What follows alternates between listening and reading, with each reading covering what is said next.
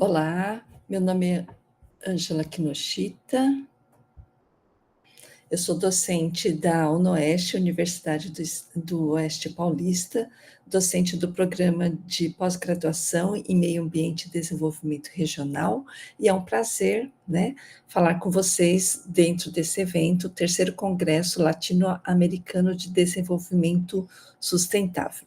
Agradeço à professora Sandra Benini pelo convite, que ela me fez para ministrar essa palestra e poder mostrar um pouquinho dos trabalhos que nós desenvolvemos aqui na UnoOeste. Bom, inicialmente, gostaria de apresentar meu grupo de pesquisa. O grupo de pesquisa tem o nome Saúde, Ambiente e Tecnologia. Ele é composto por vários estudantes, de mestrado, de iniciação científica, doutorado e pós-doutorado. A formação deles é diversa, especificamente os alunos da iniciação científica são do curso de medicina, mas trabalhando conosco na pós-graduação, temos estudantes de formações diversas, tais como engenharia civil, arquitetura, química, entre outros. Aqui outras fotos, nós foi feito um acordo entre a UnoOeste e uma faculdade de Brasília, então temos também estudantes, no caso aqui o Fernando e a Érida, que são residentes na cidade de Brasília e fizeram mestrado conosco. Nosso grupo de pesquisa teve o privilégio, de ter alguns dos alunos, que foram fazer parte do seu doutorado na Espanha, Então, eles fizeram o que é chamado de doutorado sanduíche. Aqui na foto, a Jaqueline e o Fábio, foram os dois primeiros alunos, que foram ao exterior desenvolver uma parte, da sua pesquisa de doutorado junto à Universidade Politécnica de Madrid, que é, no caso, a Jaqueline, e o Fábio, que foi para outra cidade. E o Lucas, que foi no ano seguinte também para a Universidade Politécnica de Madrid também. Essa é uma foto da defesa de tese e das nossas reuniões, que o mundo remoto nos permite tanto participar de congressos como esse, como também manter as nossas parcerias. Aqui o professor Miguel, lá de Madrid, em uma das nossas reuniões, e a gente vem trabalhando no desenvolvimento de novos materiais, e quando isso é bem sucedido, temos a opção, ou o privilégio também, de fazer, então, um processo de patente, e assim proteger, ter a propriedade intelectual protegida. Bom, falando sobre o tema da nossa palestra, que são materiais sustentáveis na construção civil, qual é a razão, de serem materiais da construção civil? O fato é que a construção civil, ela consome muitos recursos naturais. Então, nesse slide, a gente está vendo aqui, que a construção civil é um grande consumidor de matérias-primas, tais como areia, areia tem que ser coletada aqui do rio, areia e cascalho, e também água, e não é qualquer água, é a mesma, água, por exemplo, a água salgada, a água do mar não é boa, para a construção civil, tem que ser água quase potável, ou água tratada, que poderia se tornar potável, e existe esse agravante, que na Terra apenas 3%, é água doce, então o setor da construção civil colabora, para que esse panorama seja ainda mais preocupante, nesse sentido da falta, ou da escassez da água, Então, por isso que a gente vem, nós vemos nos dedicando, a essa problemática e como reduzir, então, o consumo da água e de outros recursos naturais. Uma das alternativas é através do aproveitamento ou a reciclagem de materiais residuais, né. Então, quem é da região aqui do Oeste Paulista deve saber, né, que esse líquido, né, com aparência não muito boa, né, que está sendo mostrado nessa fotografia, é a vinhaça da cana-de-açúcar, né, que é ali um material residual gerado nas usinas para a produção de álcool, né.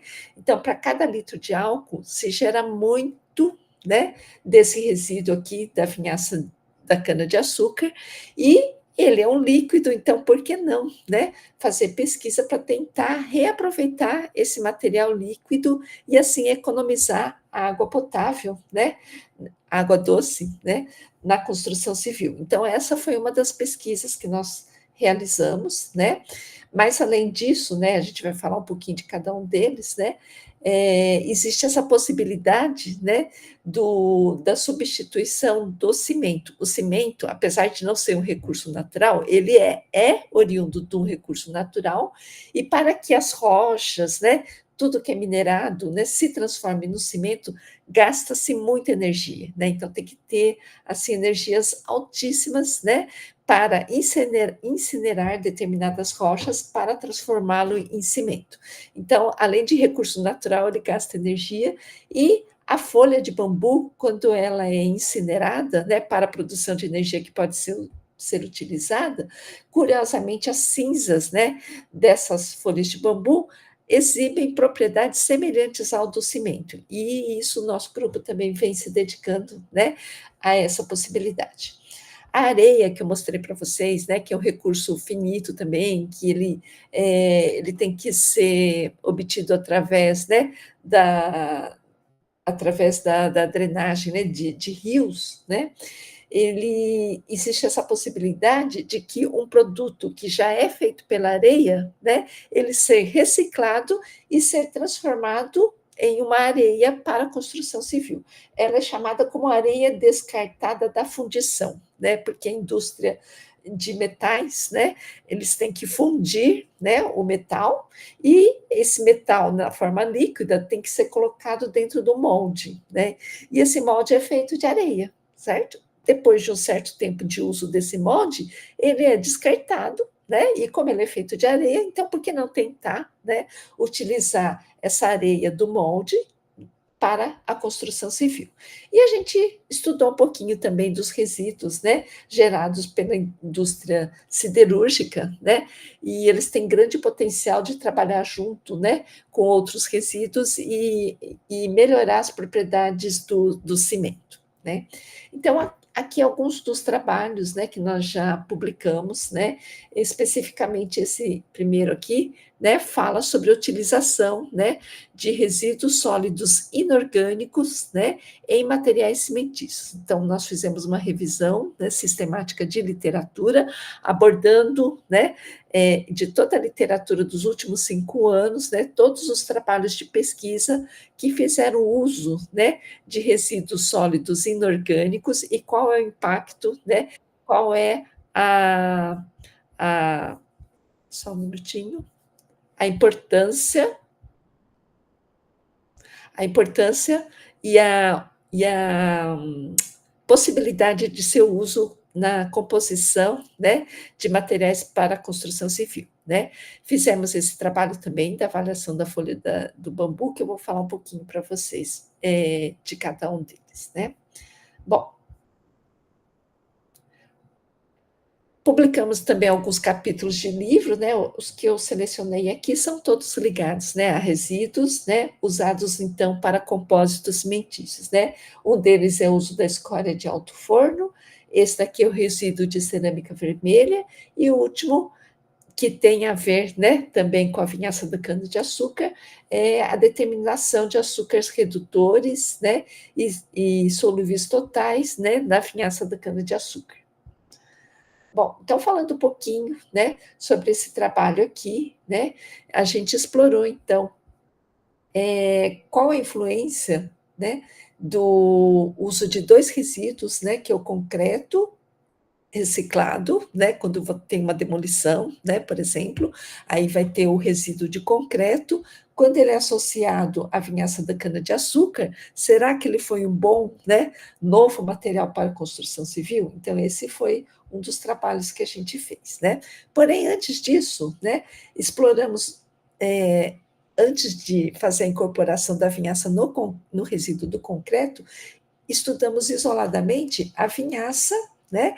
Qual é a sua influência nas propriedades de compósitos cimentícios, né? Então, a gente sabe que o cimento, quando ele entra em contato com a água, ocorre uma reação química com a formação, né, de um composto que é chamado de silicato de cálcio hidratado. É ele que dá origem àquela reação, né, que transforma, né, uma pasta líquida, né, formada por água, cimento e areia, né, quando ela está presente, em um composto sólido, né? E na prática, o que, que a gente sabe, né? Que quando você forma uma argamassa, ou seja, quando você mistura o cimento, a água, a areia, né? Você tem um certo tempo que você pode utilizar essa pasta, por exemplo, para construir uma casa, para fazer o revestimento de uma parede, né? Porém, o tempo do uso, ele é limitado, porque conforme esse composto vai sendo formado, aquela argamassa, né, ou a pasta, ela vai se endurecendo, né? Então ela vai perdendo, né?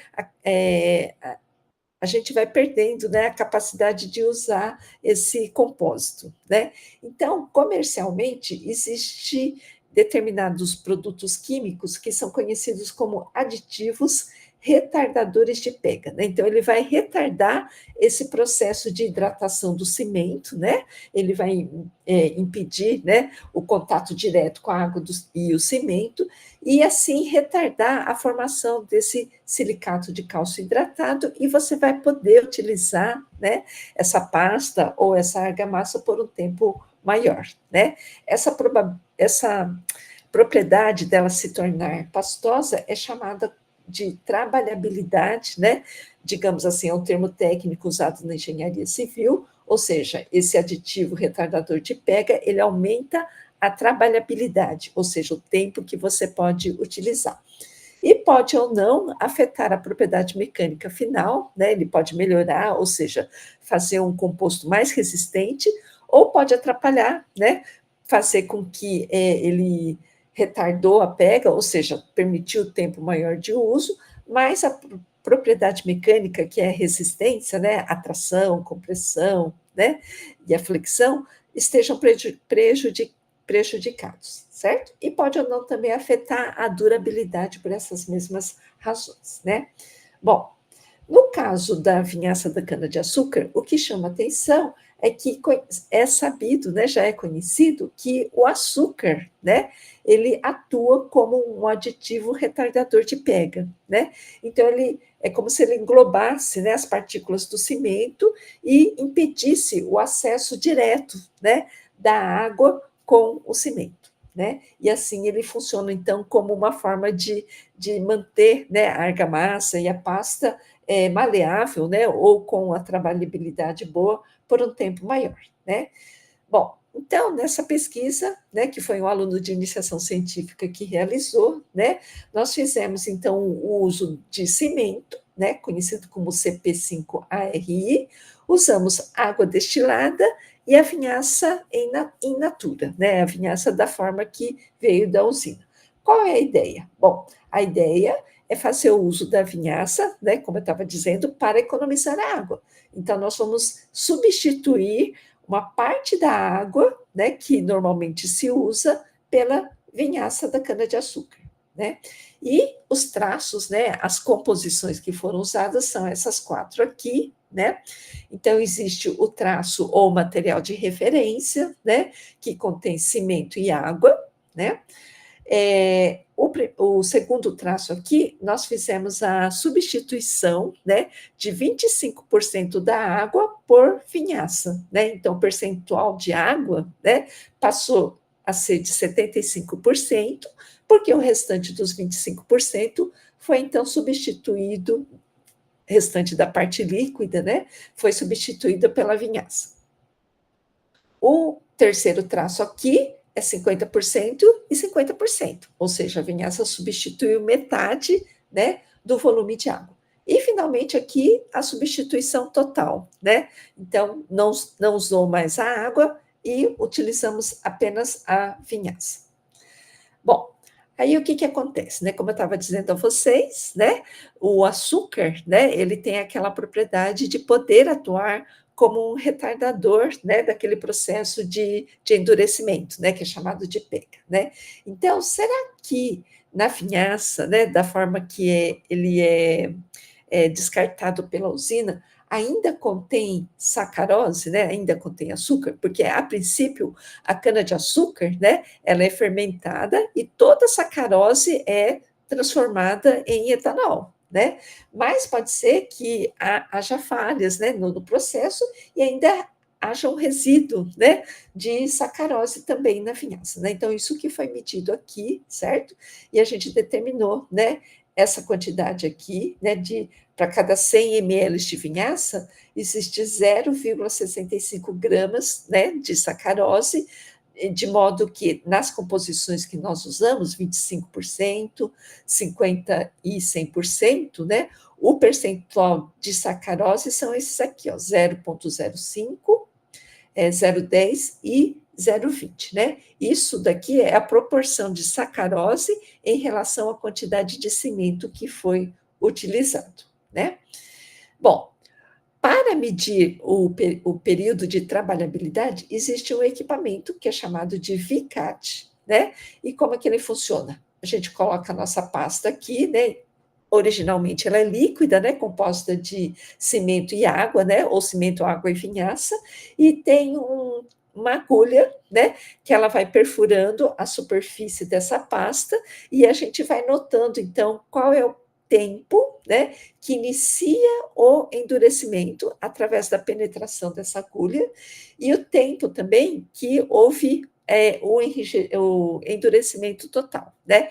São chamados, né, na linguagem da engenharia civil, tempo de pega inicial, que é quando ele começou a ficar endurecido, e o tempo de pega final, que é quando ele terminou, né, o processo de endurecimento, né?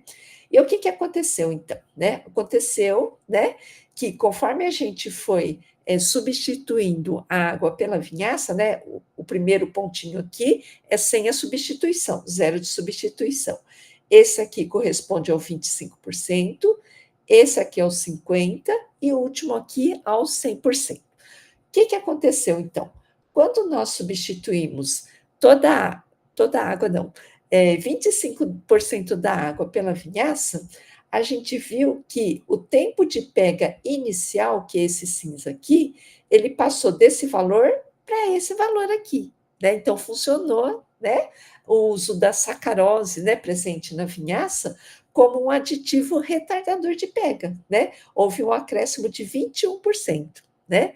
E o melhor, né, o tempo de pega final, né, ele foi acrescido em 28%, né? Isso na engenharia civil pode ser interessante também, né?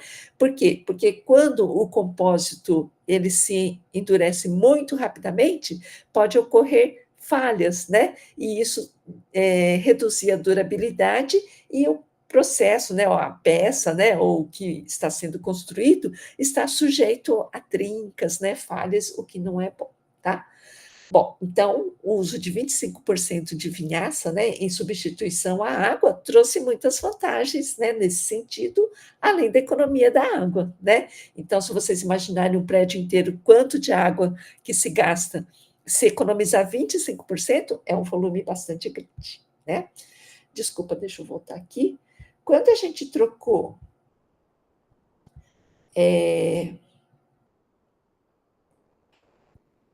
metade da água pela vinhaça, ou seja, 50% do líquido é vinhaça, 50% do líquido é água, né? Curioso, ó, já não houve um acréscimo, né, no tempo de pega, mas ele ficou igual, né, ao da água, né, ao traço de referência. Então, do ponto de vista do tempo de pega, não tem vantagem, mas do ponto de vista de economia de água, tem muita vantagem, né?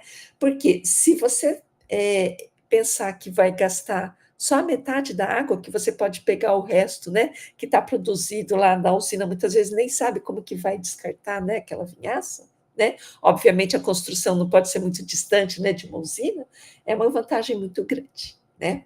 Já com 100 opa, desculpa. Tá faltando um. Já com 100%, né, de substituição da vinhaça, o tempo de pega, né, ele diminuiu, né, então ele era desse valor aqui, 100 minutos, passou para 20 minutos, né. Então isso, inviabiliza, né, a troca total, né, da água potável, né, água potável ou água doce pela vinhaça. Porém, esses 2 traços de 25 e 50 são muito interessantes, né, nesse sentido, tá. Bom, a hidratação do cimento, ou seja, a formação do silicato de cálcio hidratado, é uma reação exotérmica, né, ou seja, quando a água entra em contato com o cimento, é gerado calor, né. Então, nós desenvolvemos um equipamento, né, que ele tem uma camada aqui de um material, isolante térmico, colocamos aqui a nossa pasta, né, a nossa água, né, e cimento, ou água, vinhaça e cimento, e através desse orifício colocamos então um termostato, né, para o monitoramento da temperatura dessa pasta, né. E qual foi o resultado? O resultado foi esse aqui, né, bem bonitinho. A curva verde, né, é o traço de referência, ou seja, aquele que a gente usou água e cimento, né. Então o que está mostrando aqui, ó, que a temperatura, né, nesse tempo aqui próximo de 5 minutos, ele atinge um pico, né, de 75 graus, né. Então a temperatura inicial é mais ou menos a temperatura ambiente, cerca de 30 graus, mas conforme a reação vai ocorrendo, né, em 5 minutos a temperatura foi lá para 75 graus. Quando a gente trocou 25% da água pela vinhaça, né, ocorreu esse pico em azul, né, ou seja, aquele pico da reação térmica, né, da liberação de calor, né, que era em torno de 5 minutos, se deslocou, né, para cerca de 7,5 minutos, né, então corrobora, né, com o resultado anterior, né, que é aquele retardo ou uma prorrogação, né, do tempo de pega inicial. E os 50%, né, ficou parecido com o verde aqui, que é a referência, como no experimento anterior, né. Então isso corrobora, né, ou, demonstra também, né, que aqueles resultados que a gente obteve com o Vicate, né, são realmente realísticos, certo?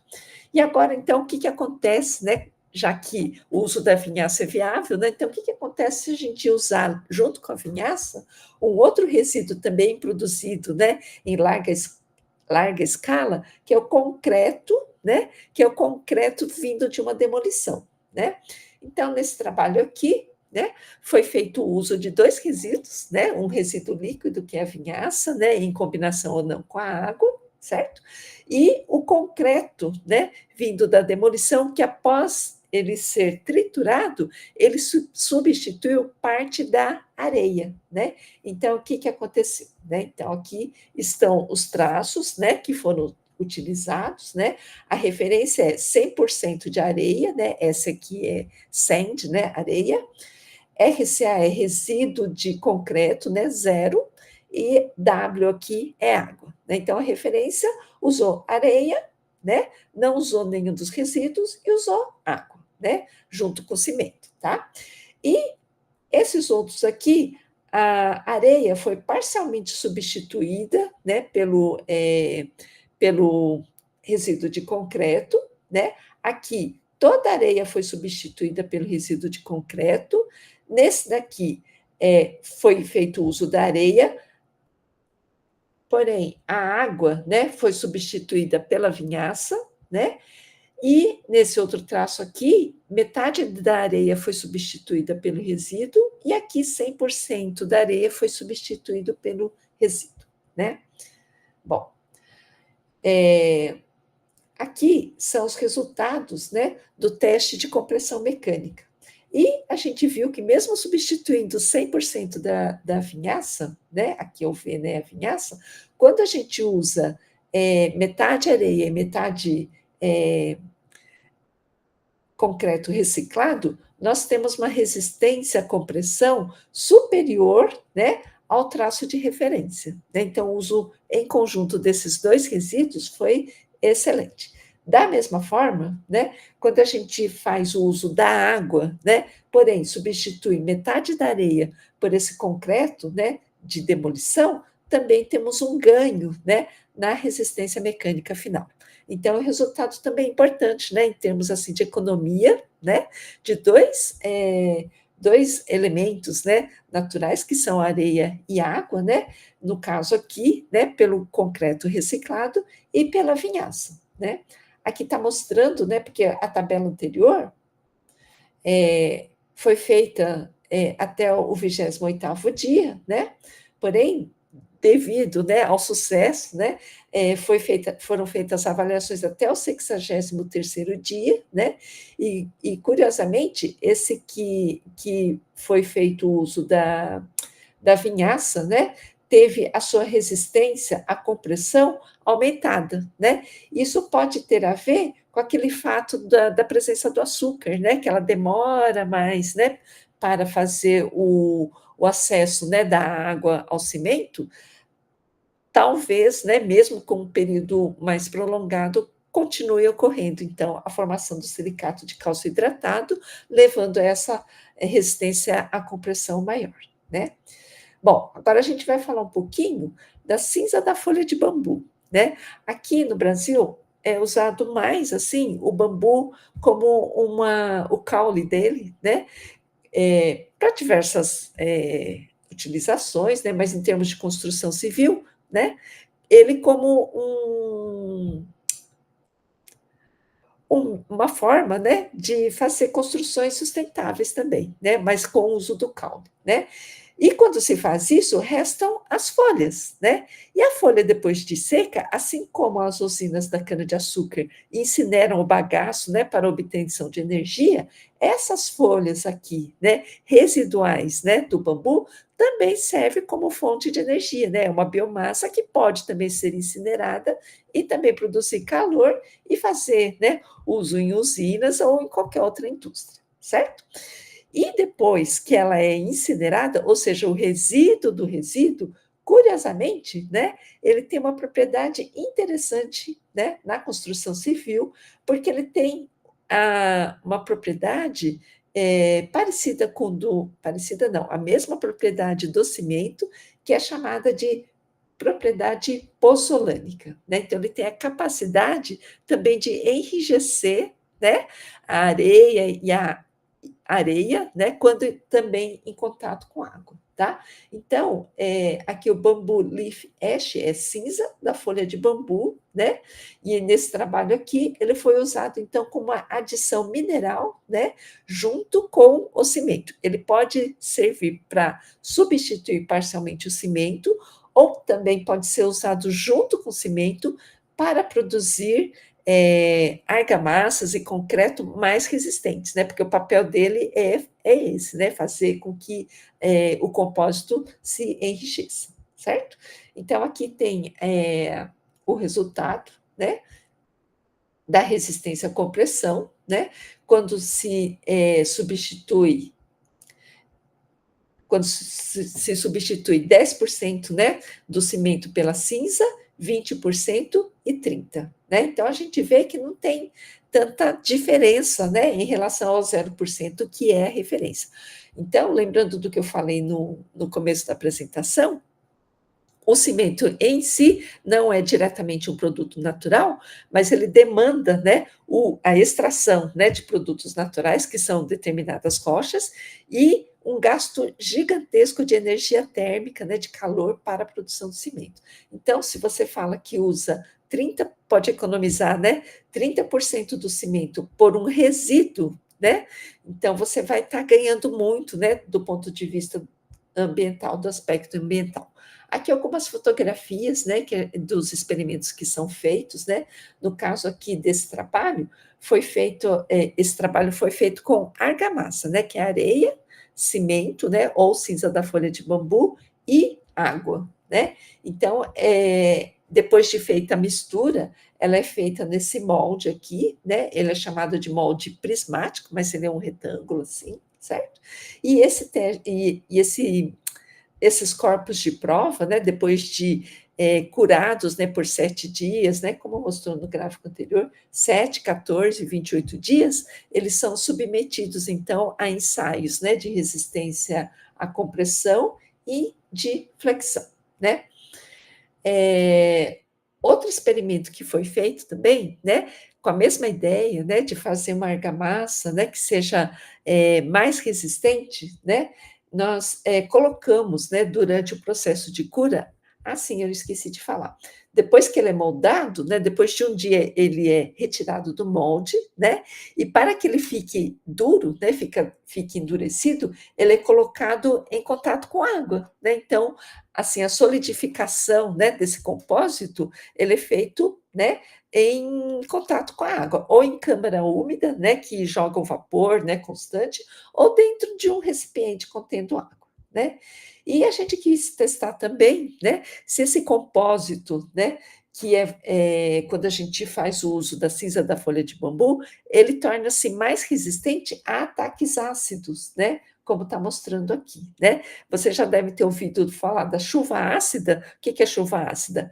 Com a poluição atmosférica, né, e por causa da fumaça, né, emitida pelos veículos, por exemplo, quando ele entra em contato com a água, né, ele forma, né, um meio ácido, embora muito fraco, né, mas assim, quando é exposto, né, esse meio ácido por muito tempo, pode sofrer, né, determinados prejuízos, e é isso que a gente quis estudar nesse trabalho, né? Então, o líquido, em vez de ser a água, né, nós colocamos então um pouquinho do ácido, né? E olha o que aconteceu. O traço de referência, né, ele ficou assim totalmente não, ele ficou com a superfície corroída, né, e até mais esbranquiçado, né, devido à ação do ácido.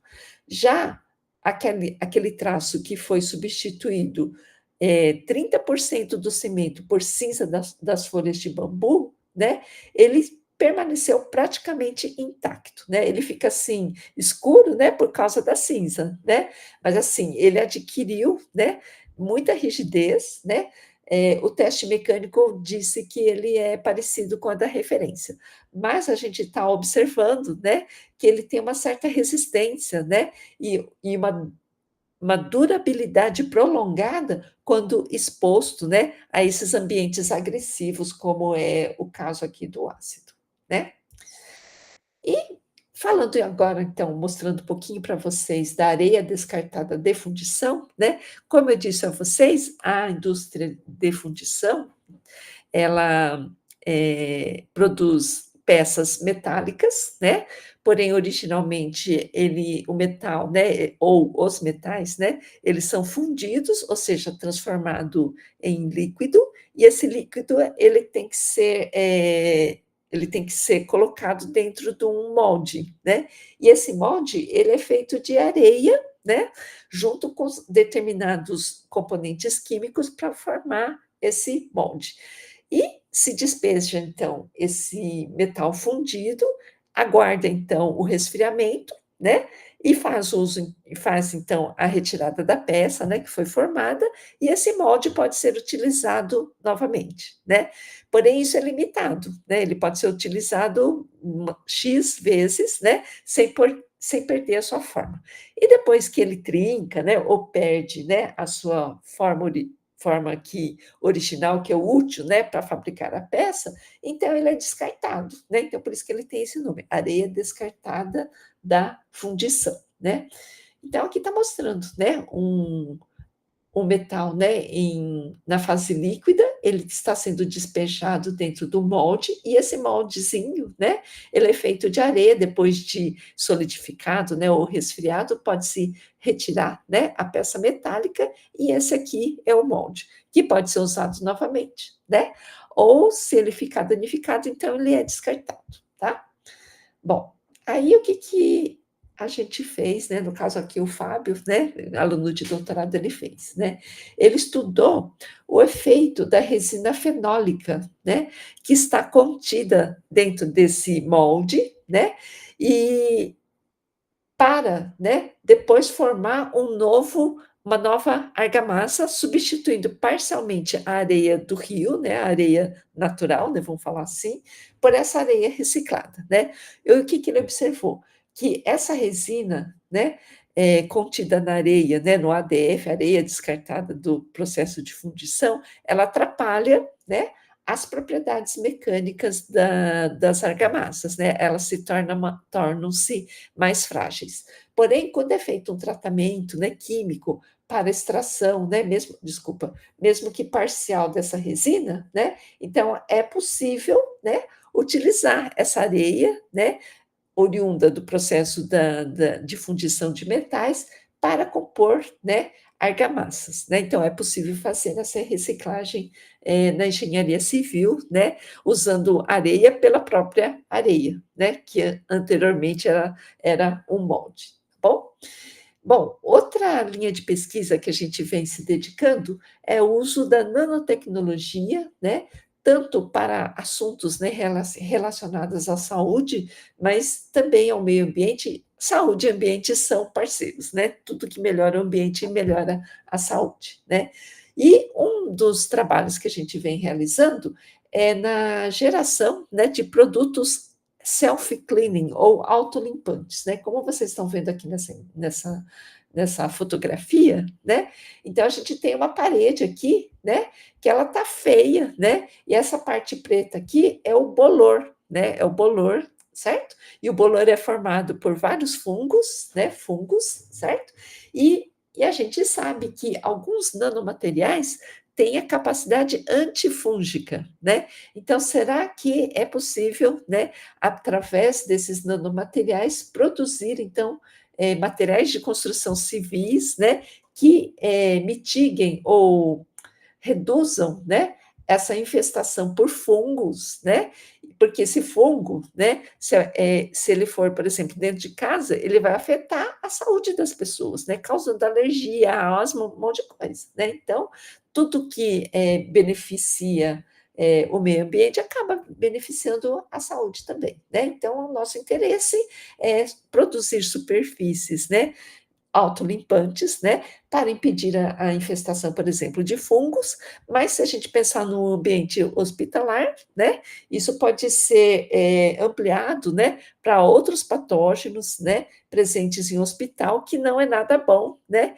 que outras pessoas, trabalhadores, né, e outros frequentadores do hospital adquiram, né, através da superfície, né, parede, chão, corrimão, né.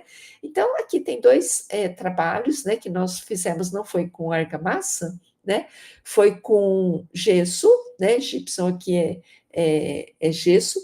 Um deles nós agregamos nanopartículas de óxido de zinco e o outro aqui nós agregamos nanopartículas de prata. Ambos têm atividade antimicrobiana, né.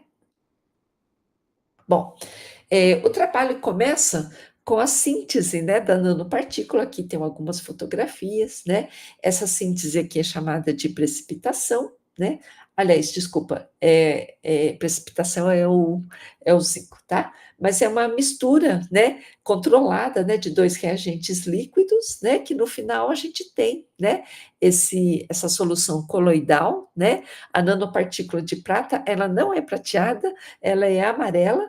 Porém, quando ela está em alta concentração, como é o caso que a gente está usando aqui, ela tem esse aspecto mais escuro, né, marrom, tá.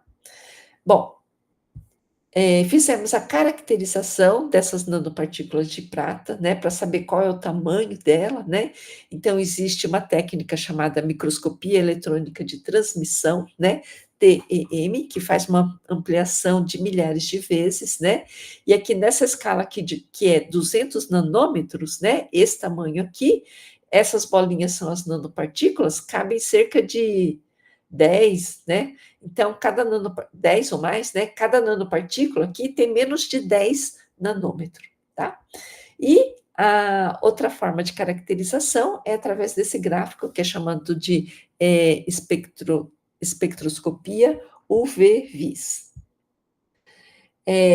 Para testar a atividade antimicrobiana, é feito um experimento no laboratório de microbiologia, chamada microdiluição em caldo, né, onde nós determinamos a concentração inibitória mínima, né. Nesse experimento aqui, a nanopartícula de prata, ela é diluída serialmente, né, de modo que a coluna 1 tem uma determinada concentração, a coluna 2 uma concentração menor, a 3 menor ainda, a 4 menor ainda, até a 12ª. Depois de feita essa diluição seriada, ela é colocada, então, em contato com o micro-organismo, né? E isso é feito, então, de forma padronizada, né? E, finalmente, é colocado um revelador, né? Que é chamado de resazurina, né? E ele é chamado de revelador por quê? Porque ele, vocês estão vendo que alguns desses orifícios, né? Está com a coloração azul e a outra rosa, né? Por que ele é revelador? Porque se a bactéria, né, ou o fungo estiver vivo, né, ele fica dessa cor rosa. E se a bactéria ou um micro-organismo de teste, né, não estiver mais presente, não estiver mais viável, né, ele fica azul, né? Então, através desse revelador, a gente determina, então, que a concentração, por exemplo, né, dessa fileirinha 6, né, que é a concentração inibitória mínima, né, capaz, então, de inibir o crescimento, né, desse determinado micro-organismo, e a partir da concentração número 7 já não é mais capaz, tá? Bom, então, a partir disso, nós partimos, então, para o desenvolvimento dos materiais. Nesse experimento, nós usamos 2 materiais que foram gesso, né, e argamassa de rejunte, né, eles ficam com a coloração meio marronzinha, meio amarelada, porque a nanopartícula, lembra, gente, ela tem aquela cor, né, marrom, né. E o que que a gente observou, né, que esses corpinhos de prova, né, que tem o tamanho de um comprimido, né, quando colocado em contato com esse fungo aqui, que é chamado de Aspergillus niger, né, que é um dos que está no mofo, né, quando não tem a nanopartícula, né, ocorre então, né, o bolor, né, o mofo cresce, né, sobre o corpinho de prova, como a gente já presenciou algumas vezes. Quando nós colocamos uma determinada concentração de nanopartículas de prata, tem aqui alguns pontinhos, né, mas uma quantidade muito inferior, né, a esse observado sem, né, a nanopartícula. E uma concentração maior, né, não permitiu então o crescimento, né, desses micro-organismos, né. Isso aconteceu tanto com o gesso, né, que é a fileirinha de cima, quanto com o rejunte aqui, que é a fileirinha de baixo, né. Bom, fizemos também um experimento, né, mergulhando, né, esses corpinhos de prova em uma suspensão bacteriana, né, e o que que a gente observou? Que o corpinho de prova, né, sem a nanopartícula, permite o crescimento, né, dessas bactérias, essas bolinhas aqui são as bactérias, né, essa bactéria aqui é chamada de Staphylococcus aureus, em superfície hospitalar, né, aliás, em todas as superfícies elas estão presentes, mas no hospital pode se tornar algo bem grave, né?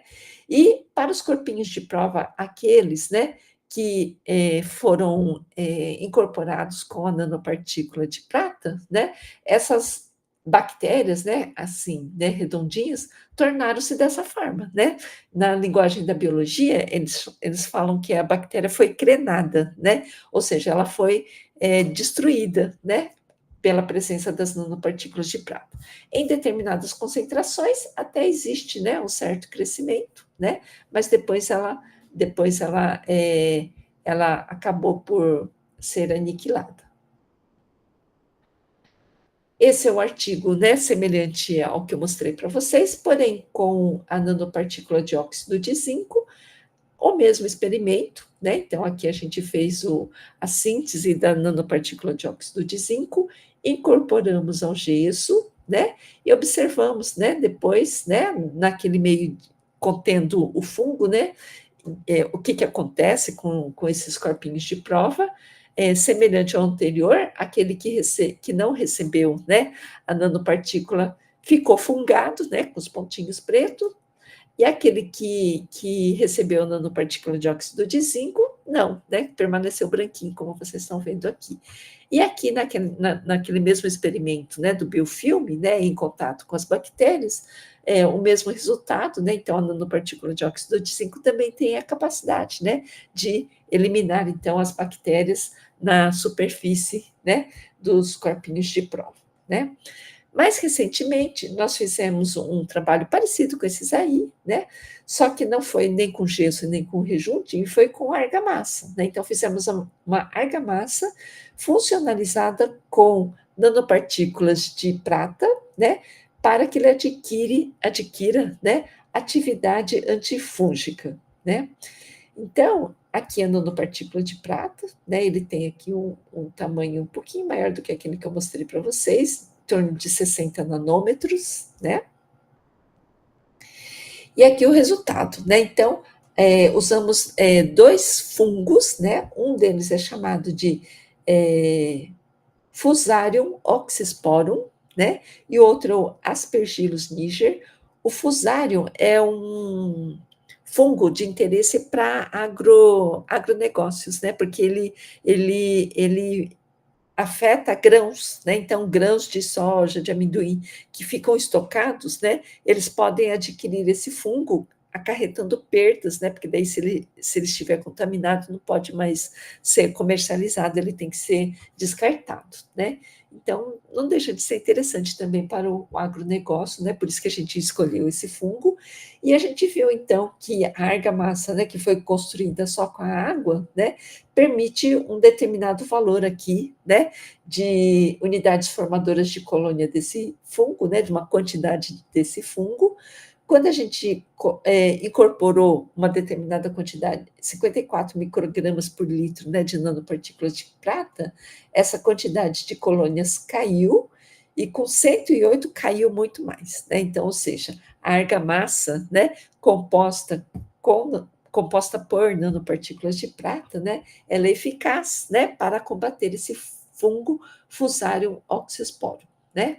Para o Aspergillus niger, né, que é aquele do mofo, nós temos um resultado semelhante, né? Então ele também foi eficaz, né, que são essas duas coluninhas aqui, tá bom? Imagens semelhantes àquelas que eu mostrei para vocês, né? Só que não são bolinhas, porque fungo, né? No caso aqui do oxysporum, ele tem uma parte que é chamada de hifa, né? E a gente observa então as hifas, né? Presentes, né? Em grande quantidade, né? Na argamassa controle, né? Referência sem a nanopartícula, já em quantidade menor aqui, né? Para aquela concentração 54, e aqui, além de menor, mais delgadas, né? Nessa outra argamassa aqui, tá bom? Assim eu encerro, né, a minha apresentação. Estou sempre à disposição para quem tiver alguma pergunta, né, tiver curiosidade a respeito de algum desses trabalhos, né, e deixo aqui o QR Code, né, de alguns desses artigos que eu apresentei que eu fiz nesse seminário, né, estão numa pasta de Google Drive que dá acesso a que pode ser acessado através desse QR Code, tá bom? Então, agradeço, então, a atenção de todos e desejo, então, um excelente congresso, tá bom? Até mais.